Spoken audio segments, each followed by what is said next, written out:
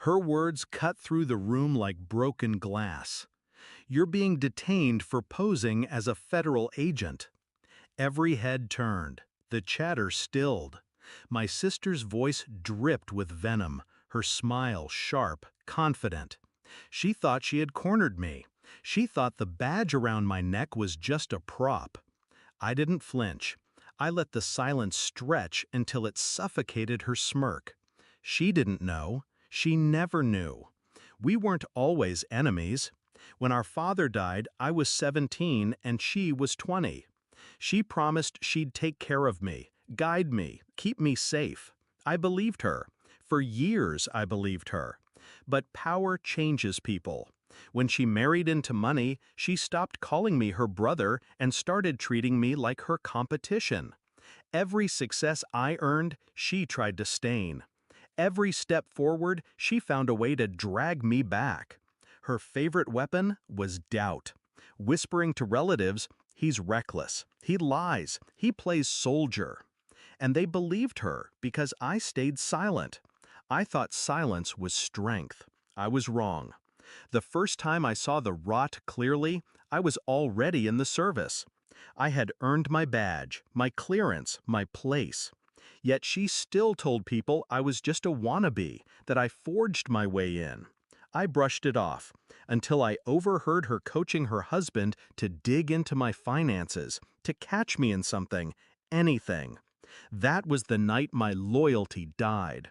So when she stood in that crowded hall, our cousin's wedding reception, all eyes on us, and tried to brand me a fraud, I didn't feel fear. I felt the cold, focused stillness of a man who had been waiting for this moment. She pointed at my badge. "See? It's fake. He isn't who he says he is." Her voice was loud enough for the DJ to kill the music. Cameras rose from tables. People loved a scandal. I gave her what she wanted: stillness. No defense, no denial. I let the suspicion grow, because what she didn't know was that her downfall had already been set in motion weeks ago. I'd started with her husband. A few discreet pulls of financial records revealed offshore accounts, shell companies, fraud so sloppy it was almost laughable. Then I traced the money trail back to her. She wasn't just complicit. She was the architect. She had been laundering through charities, skimming from community grants, hiding behind her perfect smile. I collected it all. Not just the paper trail, recordings, witnesses, hard evidence. Quietly, meticulously. The kind of evidence that couldn't be waved away as rumor. And I didn't keep it locked.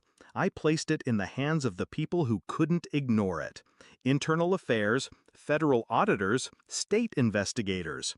Still, I waited, because revenge isn't about exposure, it's about timing. That wedding was perfect. The room full of power brokers, judges, and reporters. She had chosen the stage, thinking she'd humiliate me.